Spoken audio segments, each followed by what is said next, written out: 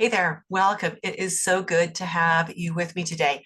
We are going to dive right in. We are covering just again a very introductory level of the three constitutions of constitutional iridology.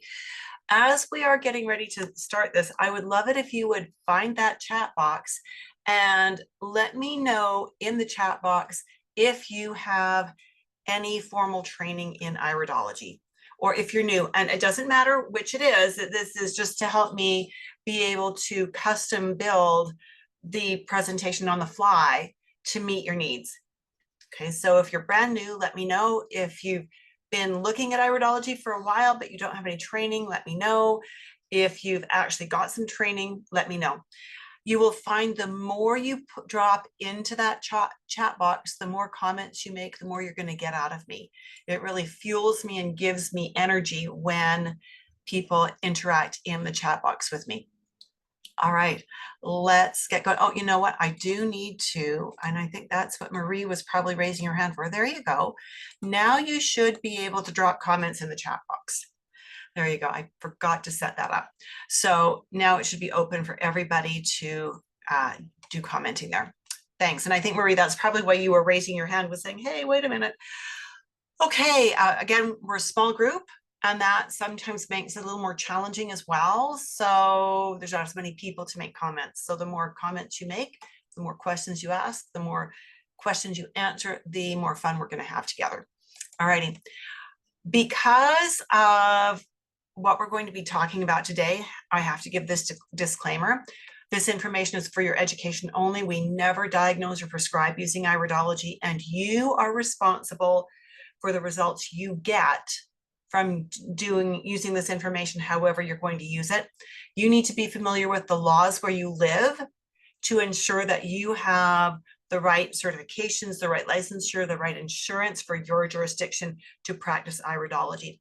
And it looks like the majority of the people who are joining us today are new to iridology, so welcome. I'm glad you're with me. I am Judith Cobb. I am a level 3 IPA certified iridology instructor. What does that mean? IPA is one of the few standalone certification boards, if you will, organizations for iridology, as in the people who are running it are elected to those positions. They are not paid. They also don't have a vested interest in selling their own courses because they have run the organization. And so I really appreciate that about them, that this is an arm's length organization. They have set the standards for iridology. Level 1 and level 2 are what are required to become a certified iridologist. Level 3 was just introduced 3 or 4 years ago. I was one of the first 3 to certify at the level 3 level, and there are now 10 of us worldwide, so it's still pretty rare. The badges you see here, they've only just started issuing badges a few years ago. I've been a certified iridologist with IPA, previous iterations of IPA, for over 30 years now. And I've been a practicing iridologist for about 45 years. So lots of experience under my belt. I'm also a natural nutrition clinical practitioner and a master herbalist. And these are the organizations that I am proudly affiliated with on a professional level for those credentials as well. What I love about being associated with professional organizations is they require us to do continuing education every year. And that helps to keep our skills up to date and fresh and keeps the research, fresh in our minds. So this is all good. Again, my name is Judith Cobb. I started studying holistic health in 1979. And I've got tons of different credentials. I've only shared a few of them with you. I'm the wife of 1, the mom of 7, the grandma of 10, and we are going to introduce some iridology concepts to you. As we do that, I just want to point out why this is so important, particularly if you are a practitioner. I'd love to know if you are a practitioner in the health field and if you work with clients. If you don't mind dropping that in the chat box, that'll also help me to tweak this program on the fly tonight. Because as a practitioner, I discovered that the way I'd been taught iridology was all wrong. actually, it's been much of what I was originally taught 45 years ago has been proven inaccurate. So 30 years ago, 30 years ago, I was blessed to come into a more research-based style of iridology. And when I say what I learned was all wrong, it took me hours to do an iris assessment with the way I had originally learned it. Not only was the information wrong, but the methodologies of it were wrong. And so when I figured out what was wrong and I learned a better research-based style of iridology, I also figured out a more effective way to use iridology in my clinical work with my clients. And it means that I can assess my clients more quickly. I am much more accurate. It helps me to build better and faster rapport. And it eliminates the need for an intake questionnaire. It also eliminates the need for me writing lengthy reports. I do not write reports anymore. I did for many years at the outset, but I don't anymore. I teach iridology and how to use it in a clinical setting in the Dynamic Iridology Assessment System for Health Professionals program. That is 20 2.25 live 2.25 hour live webinar classes that are recorded for playback on demand. I limit my classes to no more than 10 students per class so that each of my students will receive the support they need as they are moving through the course and then as they are getting ready to certify through the International Iridology Practitioners Association. We also include live group mentoring twice each month. We call those our office hours. And so we have 2 one-hour sessions every month where students and graduates are invited to come and ask questions and listen to discussion about iridology. We have the Student and Alumni MeWe group, which is our private social media group for my students and alumni. So it's totally separate from anything I do on Facebook. In the Dynamic Iridology Assessment System, you also receive a 225-page, it's actually more like 250-page, digital textbook. I keep updating it and making it clearer and more concise, and sometimes that means a little bit longer too. You also receive 45 pages of digital study notes and certification for IPA, I am getting so tongue-tied today. Mentoring towards your IPA certification. IPA has certain standards where you have to have a certain number of classroom hours, which we exceed. They only require 35 hours. We have 50. They don't require the extra couple of hours of mentoring every month. I give that anyways. I think my students benefit from it. And I know my students do. They tell me they do. And the actual process of being mentored for certification is very outlined by IPA. Most iridology teachers who are certified with IPA charge extra to mentor for the exam. I do not. I include that in the tuition. So let's dive in. What do we mean by constitutional iridology? So we need to start at the very beginning in order to understand even what the constitutions are we're going to talk about. When we look at irides, what we are looking at first off is the basic color of the eyes. The basic color of the eyes will give us some very surface level information about their inherent potential. So genetically, what their body is set up to do, how it is set up to behave and to respond. And when we understand the constitutions really well and put that alongside our client's symptoms, it gives us a lovely launching pad to understand what questions we need to ask to get the best information from the client to be able to create the most effective protocols. Understanding the constitutions is absolutely fundamental. Absolutely fundamental. If you don't understand the constitutions, it does not matter how many iris markers you can identify. They are almost worthless if you don't have the constitution behind it. So let's look at the first one, blue eyes. That's the easiest one to assess. Who do you know who's got blue eyes? I want you to think through, maybe it's you, maybe it's a family member, maybe it's a dear friend. Who do you know that's got blue eyes? So as we're talking about the characteristics and traits of blue eyes, see if this fits. Marie has blue eyes. Okay, Marie, this is for you. When we're talking about a lymphatic constitution, that means we're looking at someone who's got at least a little bit of blue showing in their iris. It might not be predominantly blue, but there will be a little bit of blue. there will always be some fibers visible. Now, there can be other colors in the eye as well, but if we can see even a small patch of blue and some fibers, it is a lymphatic iris. So our common health concerns for the lymphatic constitution circle around things like mucous membranes. They're more prone to mucus infections and inflammations of the mucous membranes. Acid levels throughout the body. So I'm not talking about stomach acid here. I'm talking about systemic acid and their lymphatic system. So when we're working with someone who has a lymphatic constitution, one of the first questions we are going to ask after we've said, what would you like my help with? We're looking at their eyes now and we're asking, is there a personal or family history of? And then I will usually name these 5 areas: asthma, allergies, arthritis, eczema, or skin conditions, and kidney issues. So asthma, allergies, arthritis, skin, and kidney. Because all of those things tie back to lymphatic system being congested and or being too acidic on a systemic level, right? And so when we understand that, then we understand that this is a body that is going to have difficulties assimilating calcium well. Let me rephrase that. They probably assimilate calcium just fine, but their body is so prone to being over acid that as the body assimilates the acid, assimilates the calcium, it spends most of the calcium regulating the acid levels, and there's not a lot of calcium left over to go to the bones or to go to the nervous system. Okay. So these people often have thyroid, parathyroid imbalances that center around that calcium issue.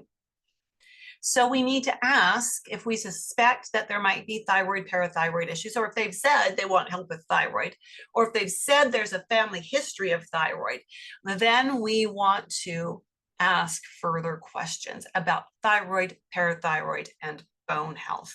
So as you think about the people you know who have lymphatic constitution, who have blue eyes, do any of those things fit? Asthma, allergies, arthritis, skin, kidneys.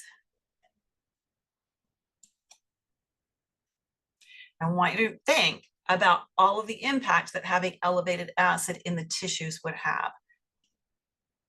Roxanne says, I've got blue eyes and hypothyroidism and eczema. Well, aren't you the perfect thyroid? And I'm not poking fun at you, my goodness gracious. Marie says, my brother died of multiple myeloma and all of the above. There you go, right? There's your constitution right there. Here's another lymphatic eye. I wanted to show this one because on first glance, you go, well, that's not blue, right? But it is blue. It's a dark gray blue. All blue eyes are not bright, beautiful, periwinkle blue kind of eyes. We'll see lots of different shades of blue, and we need to just take that step back and take that breath and go, yeah, that has blue in it. That's good enough. So again, always lymphatic iris will always have some blue. It may not be predominantly blue. It may be just a little bit of blue poking through in a few areas. They could be blue-gray, steel gray, lavender, violet, baby blue, but they will also always have visible fiber. That is critical. The blue eye typically has much less pigmentation. When we look at the structure of the iris, we have layers of iris. Then we have, and those layers of iris are where all of this fiber resides. And then on top of that is the anterior border layer. That is where the pigment resides. In a blue eye, there's typically very little pigment, which means we can see right through the anterior border layer to the fiber structure. We'll look at some contrast to that as we look at some other eye types in a few minutes. Again, our common health concerns, things to do with mucous membranes. I often will just call that asthma. It could be sinus. It could be recurring throat. It could be ear infections. It could be urinary tract infections, right? It could be intestinal issues because that's all mucous membrane, right? Asthma, allergies. Well, allergies often show up in mucous membranes. They're the body trying to offload acid. They're an indication of the liver not being happy and not being able to manage everything it needs to manage. And we've got a histamine response or a mast cell activation response happening there. Asthma, allergies, arthritis. That is the body localizing acid into joints, right? And as it does that, we get the inflammation in the joints because excess acid is always inflammatory. And that is going to lead to the arthritic issues. Eczema, psoriasis, again, that is the skin is one of the body's channels for getting rid of excess acid, right? Kidneys are the first, but skin is the second. All of our mucous membranes are the third, right? And so we will often see skin issues in someone who has acid issues, particularly if they are lymphatic. And then we know darn well that there is some element of a kidney issue. Now, it may not be something that a doctor would detect. You know, they're maybe looking for the creatinine clearance, or they're looking for the filtration rate. You know, we're looking for acid levels here. We're looking for, do these kidneys actually get rid of as much acid as they need to? Marie's asking, including skin cancer. Cancers are a different thing, a different breed. There are a lot of people who believe that cancer is from being too acidic. Okay, and so that's always a question to ask and something to work with on an individual basis, right? So again, we're going to then look for the thyroid parathyroid imbalances, particularly if our client has symptoms that would tie into that. And we're always going to ask, is there a personal or a family history, right? Because what we see in the eyes and our genetics are passed down from 3 to 4 generations back. So we always want to know the family history. Okay. So how many of you actually do work with clients? If you do, just give me clients in the chat box.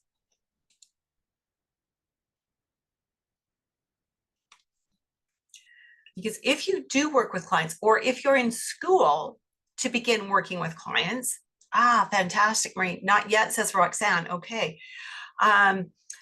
If you are getting ready to, or you already do see clients, I'm hoping that what you're seeing here is how even just seeing the eye color shortlists the work you need to do.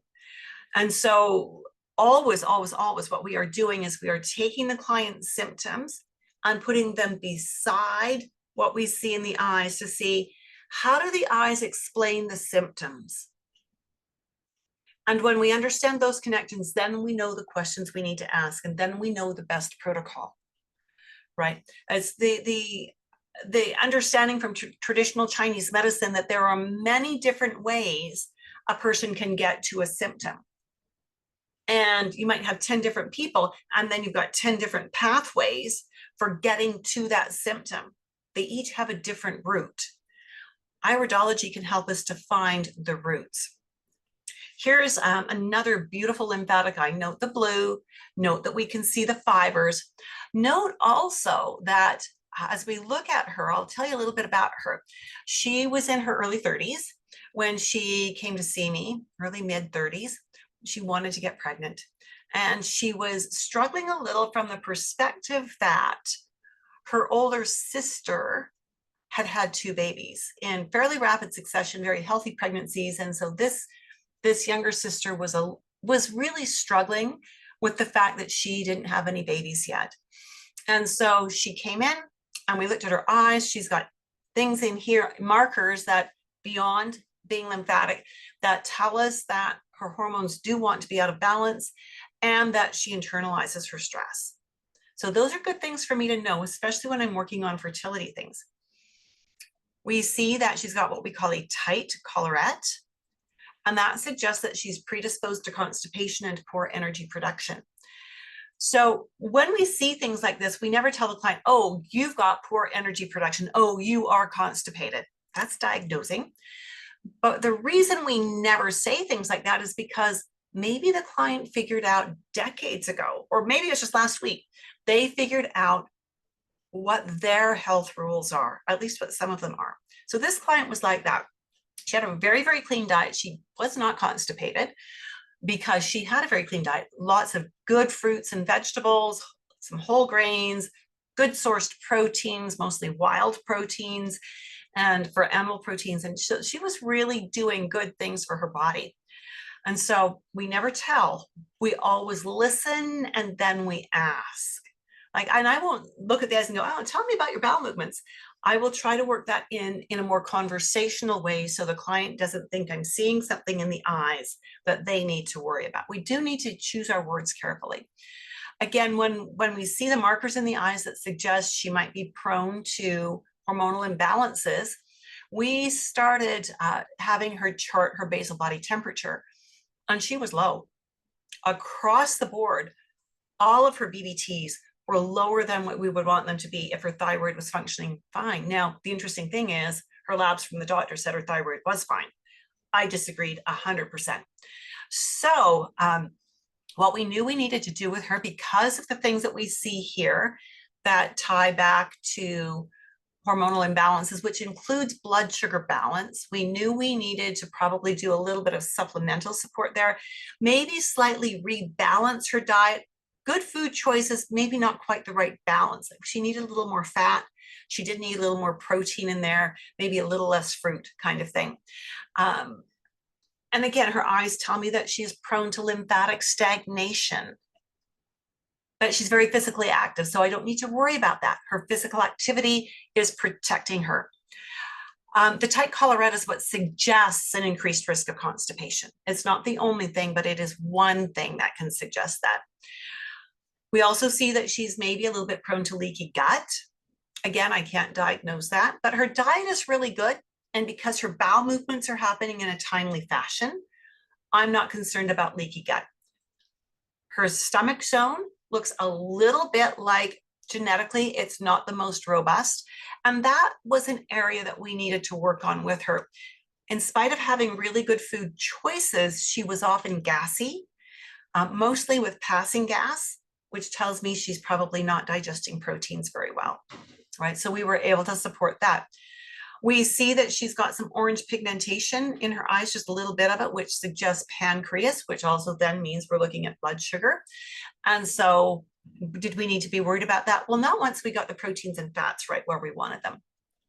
Now, both of the ovary fields, like right here and right here, have a fiber that's going wonky. You'll see most of these fibers are radiating out quite nicely, but these wonky fibers suggest the ovaries want to be genetically challenged, for a better lack of a better word. Now, interestingly, she had an HSG done, a hysterosalpingogram, and they determined that her fallopian tubes were scarred. And so they did a recanalization of them, hoping that would work. And she did conceive after that, but she lost the baby. She miscarried quite early on.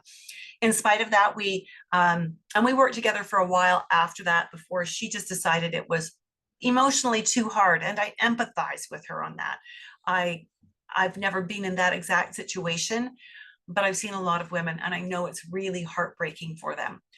What we did with her for supplements was we used a really good prenatal vitamin with her that had methylated Bs. The methylated B is very important for her in particular. We made sure she had adequate support for her nervous system. Remember, I said she likes to internalize her stress, and she does. And I used some N-acetylcysteine with her. And just about everything you do with a client, using some kind of a liver support is often a really good idea. When I ask prospective students, what does the liver do? The vast majority of them will go, it filters the blood. And it's like, well, actually, no, it doesn't. It detoxifies, but that's a different thing from filtering. And there's three phases to the detoxification process. And the liver does approximately 497 other jobs. So really important for us to know what at least 10 or 12 of those jobs are, so that we can start connecting the dots. You know, if someone has blood sugar imbalances, I'm going to look for liver, because liver and pancreas work together like this to keep the blood sugars balanced. If someone has elevated cholesterol, elevated triglycerides, type 2 diabetes, insulin resistance, I'm looking for that pancreas liver link.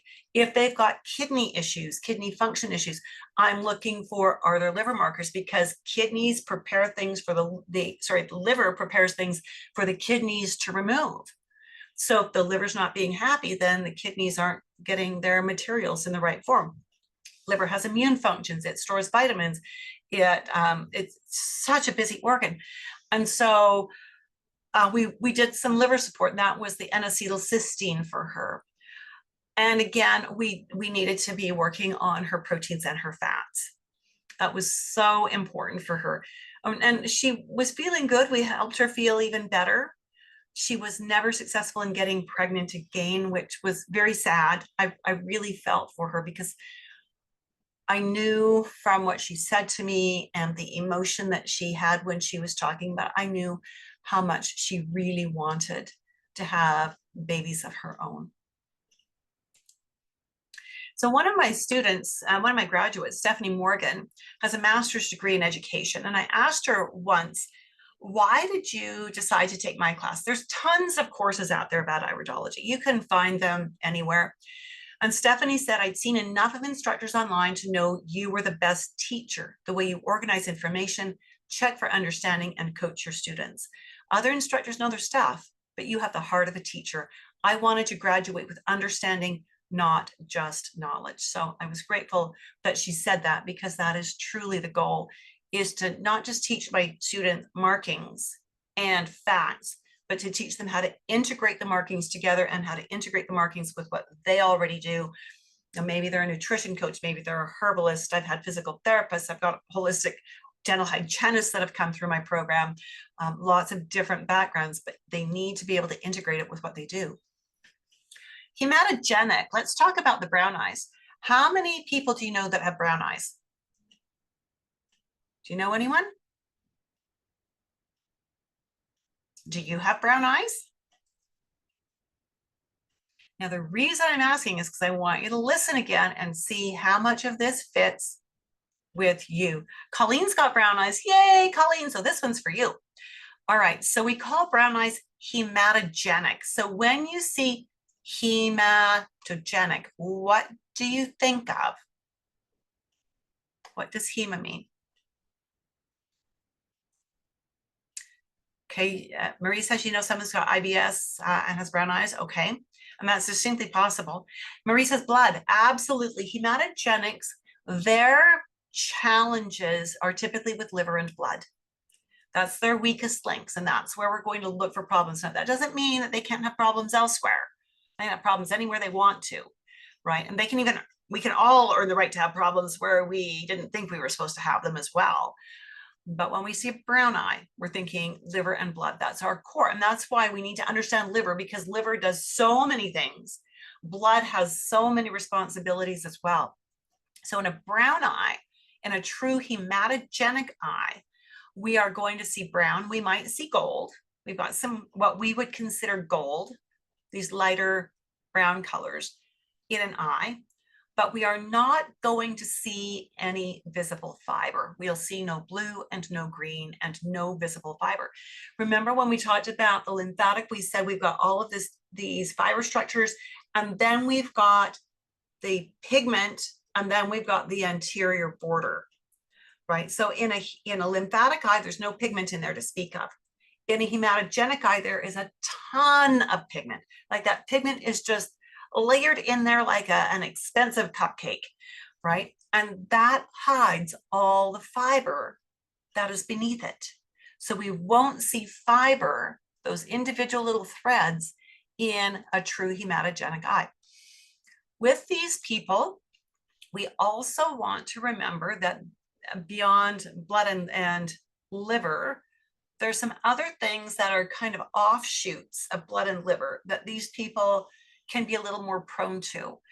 Often they'll have issues with spleen. Spleen and liver also share a lot of responsibilities.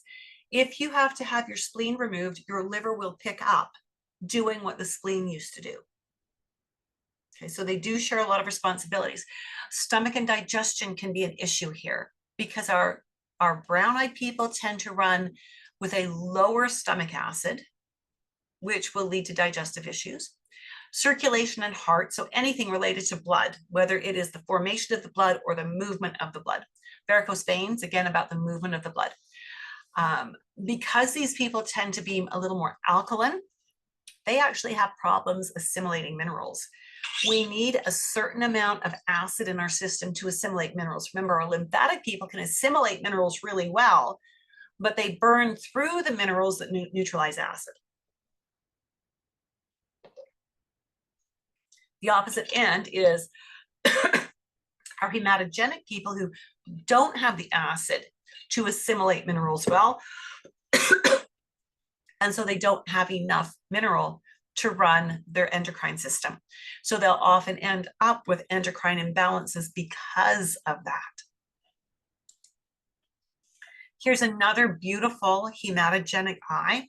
Lots of activity in here. Now, when we see areas like this, that is a big separation in the top layer of fiber, and the pigment was not able to reach the next layer down. And that's why we see some fiber in here.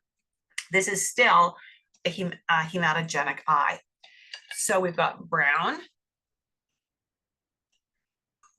We have some hints of gold in here, or the lighter browns and tans, but we don't have any of that top layer of iris fibers showing through. All right, do you know anybody who's got hematogenic eyes who fits what we've been describing?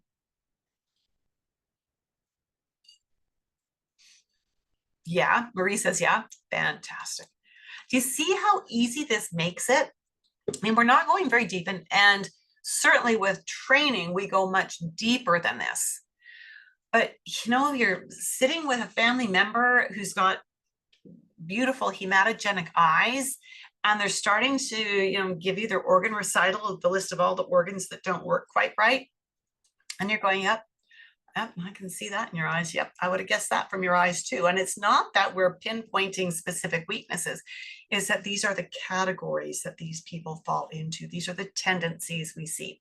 Marie says she knows somebody and he's had liver issues all his life. There we go.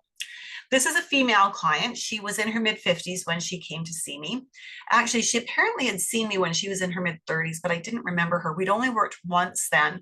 She said she'd had a sinus issue and I'd helped her fix it in one appointment, and she never needed to come back until now. And it's like, well, that's great.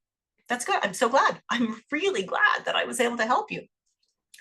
And so when she came in this time, she was coming in because she had hot flashes and she has a history of depression, which she had worked through. She's physically active on a daily basis. She is a psychologist, and so she understands and has a lot of the tools for dealing with emotional things.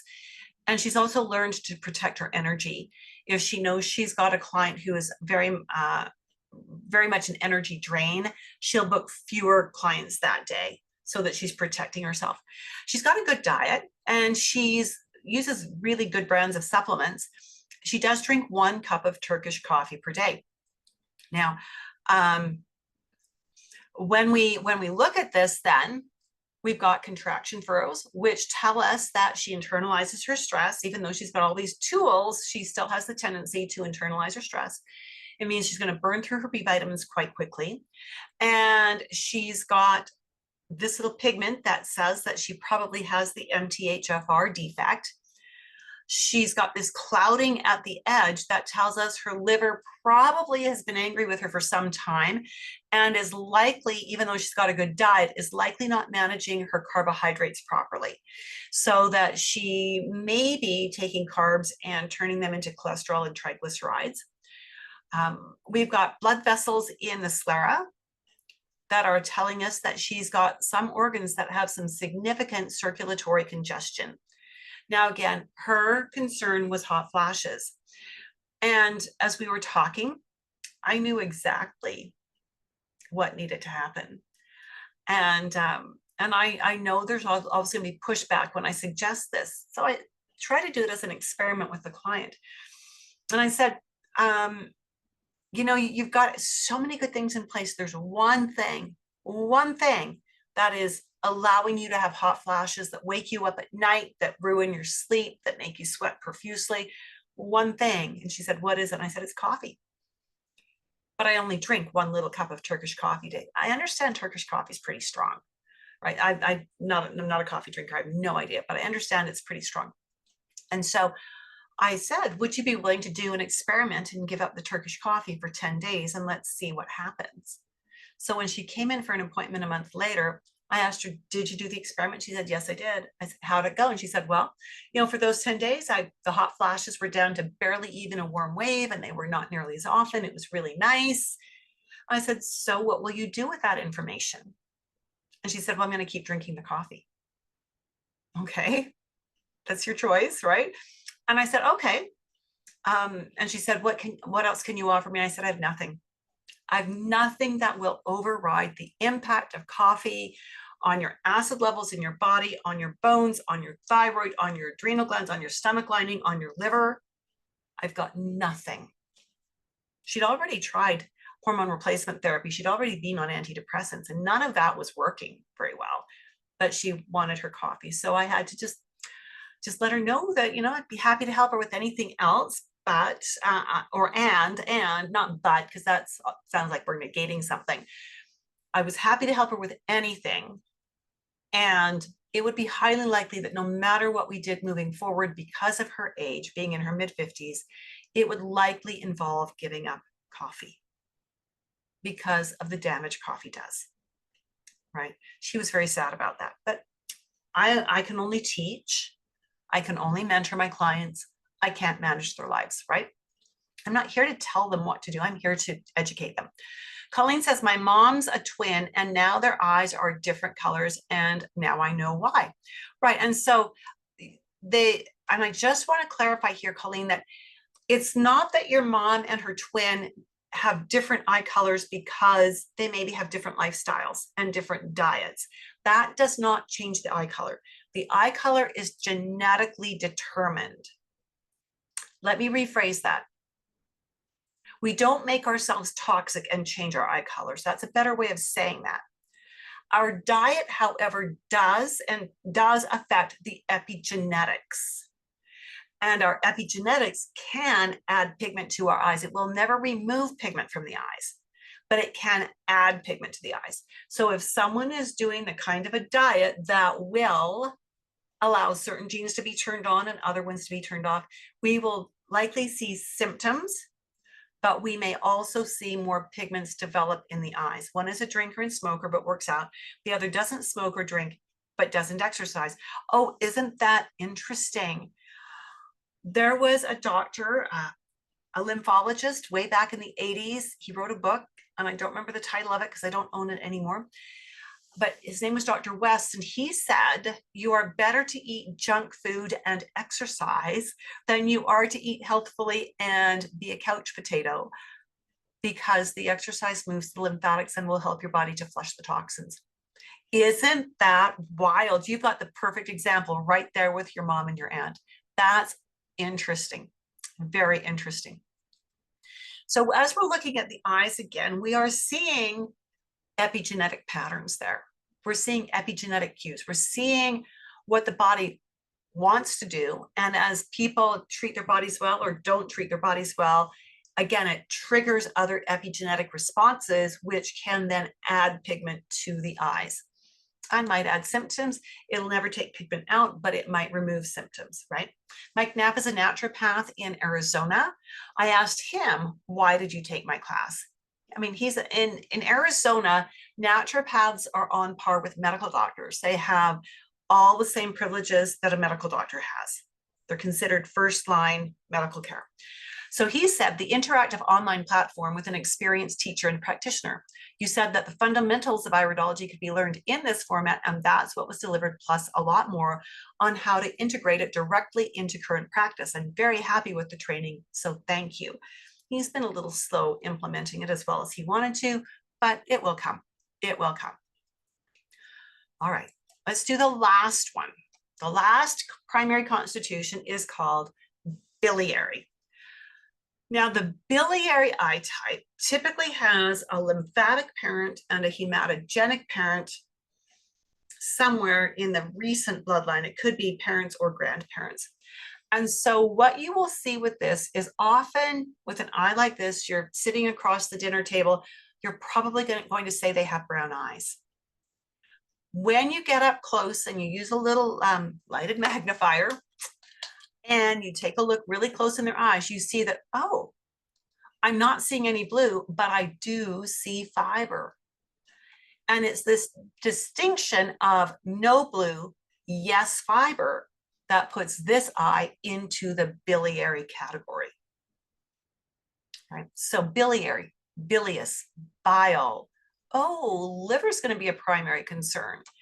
These people tend to get a little bit, though, from hematogenic and lymphatic as well.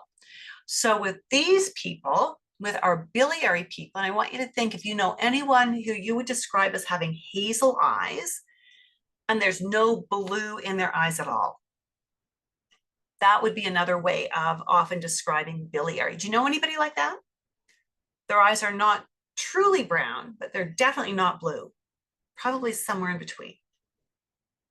That would be the biliary. So these people are more prone to digestion, liver, gallbladder, and pancreas, right? That's the center core here. And with that, again, we're going to ask about personal and family history. We're going to know our anatomy and physiology well enough that as our client is listing their symptoms, we can think, how do those tie into digestion or liver or gallbladder or pancreas? How do these things link up? Now, again, this doesn't mean that a lymphatic person would never have a gallbladder issue. It doesn't mean that a biliary person, or a hematogenic person would never have arthritis, because that's just not true. We're looking at the overall genetic tendencies. If a lymphatic person has a gallbladder issue, it's highly likely they've earned the right to have it. When a hematogenic person has arthritis, they've probably worked hard to get there, right? And I'm being a little facetious, but it's often the truth that their diets have been such that they have earned the right to have the problems. All right, so let's look at another biliary eye. How's this resonating with you? How are you feeling with this? What are you thinking? I'm going to give you a minute to let me know in the chat box. What are you thinking?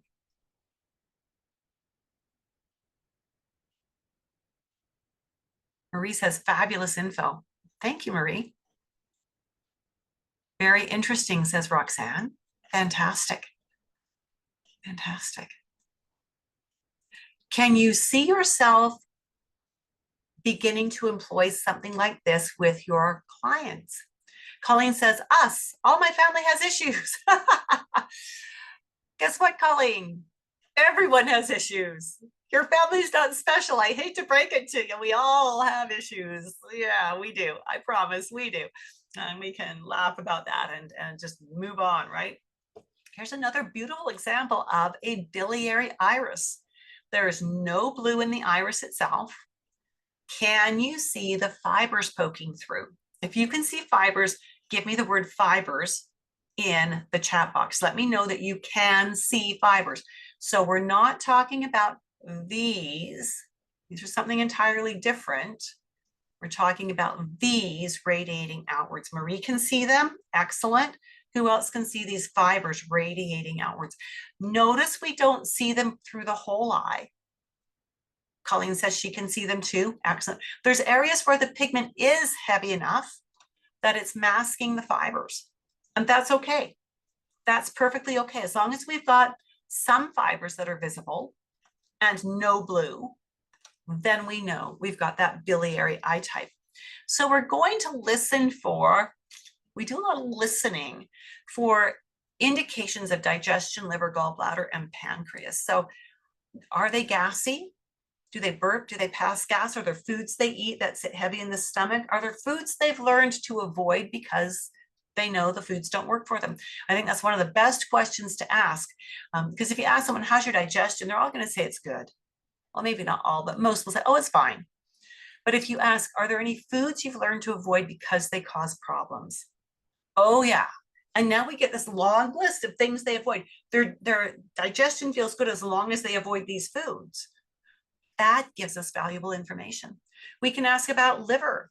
How's your immune? How's your complete blood count? How are you with digesting fats? That would be the bile production from the liver, right? We would ask about how well do you repair injuries? There's so many questions. I'm drawing blanks on them, but there's quite a few like that we can ask. Gallbladder. Do they have this history of gallstones? Do they hold on to anger? Do they tend to keep score? You stepped on my toes once. You stepped on my toes twice. You stepped on my toes 3 times. I'm never speaking to you again. And whenever I think about you, my blood pressure goes up. That's somebody who's going to have gallbladder problems, right?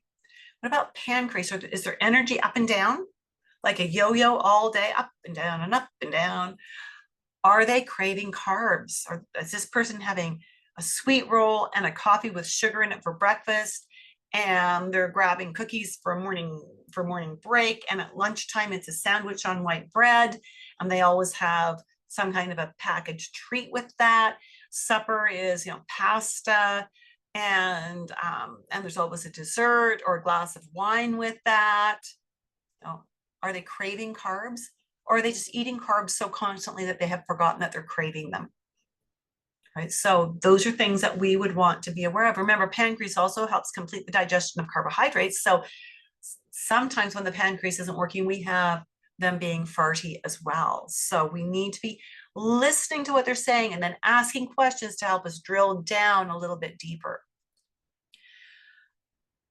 Do you see how even just knowing the color of your client's eyes can speed up your assessment and help you get to where you need to go? We always start in an assessment with where our client is right now, right? So we see a lot of other things in the eye photos of places where there are likely challenges, and we hear the symptoms and we go, yeah, we're gonna have to work on that sooner or later. But in that first iris assessment, we always focus on what does the client want help with now. Right? So if it's hot flashes, we might see indications towards some other, cardiovascular issues or whatever, for instance, or kidney issues. But that's not what the client has asked for help with. So we stay focused on what the client has asked for help with for an appointment or two, get them making good progress there.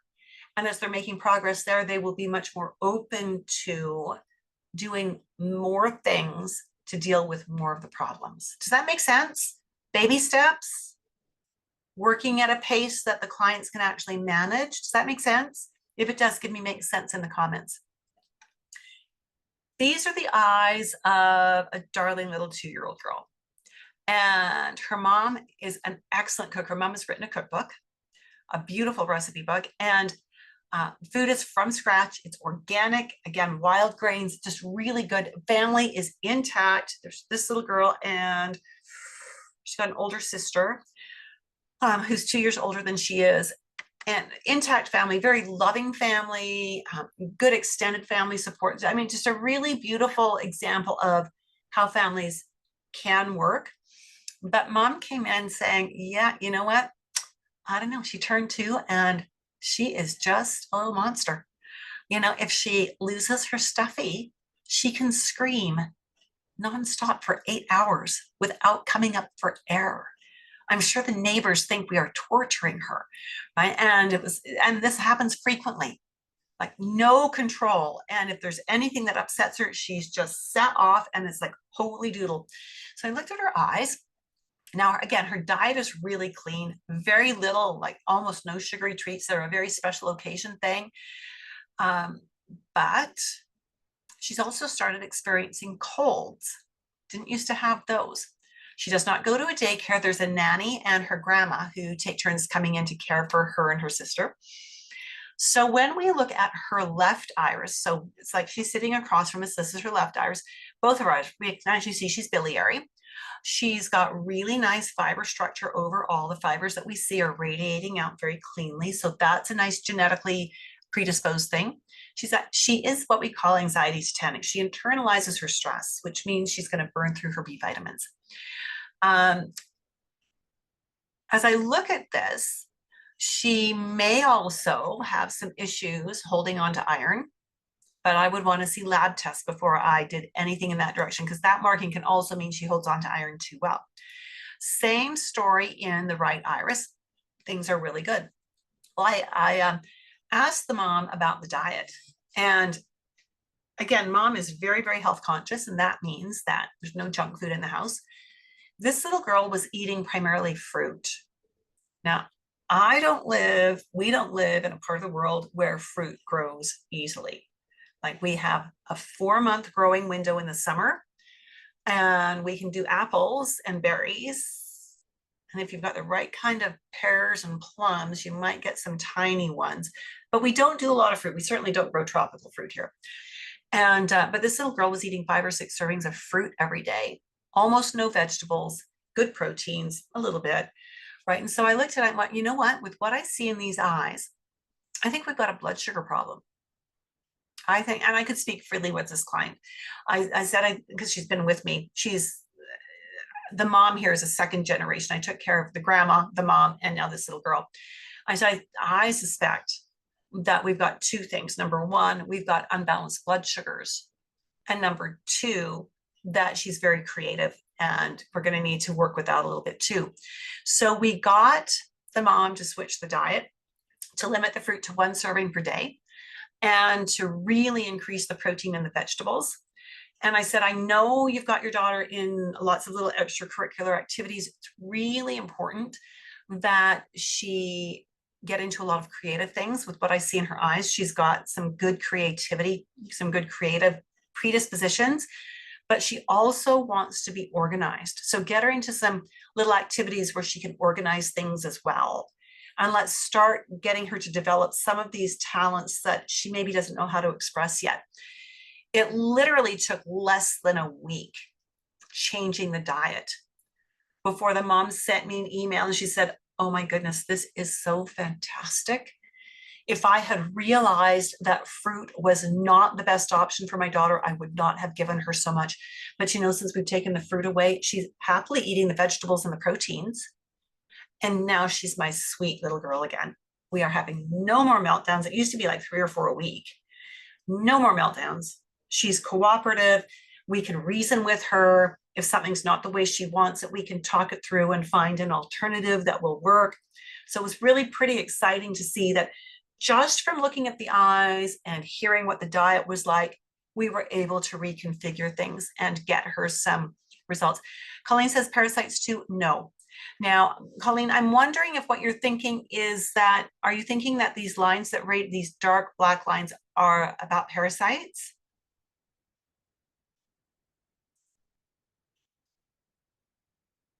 Just going to wait for you to answer that. Are you thinking that these black lines are meaning parasites?